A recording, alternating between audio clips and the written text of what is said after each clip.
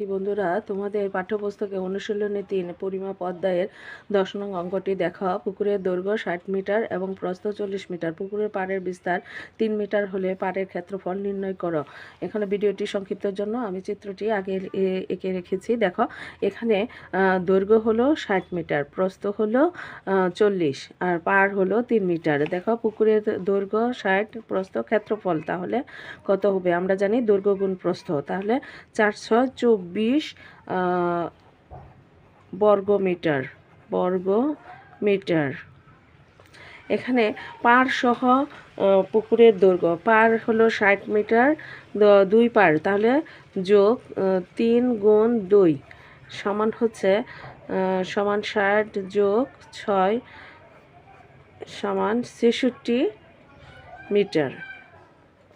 আর প্রস্থ হবে ৪০ যোগ ৩ গুণ ২ সমান ৪০ যোগ ৬ সমান ৪৬ মিটার। তাহলে ক্ষেত্রফল হবে ৬৬ গুণ ৪৬ সমান, এখানে আমরা গুণটা এখানে করে দিচ্ছি।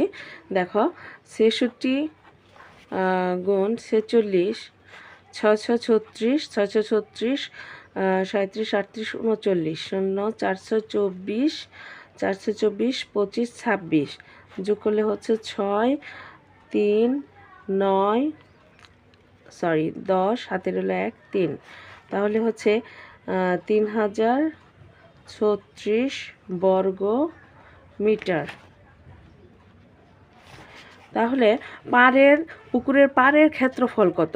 এখানে পাড় সহ ক্ষেত্রফল হলো ৩০৩৬ বর্গমিটার, আর পুকুরের ক্ষেত্রফল হলো ২৪০০ বর্গমিটার। এটা থেকে বিয়োগ করলে আমরা পাড়ের ক্ষেত্রফলটা পেয়ে যাব।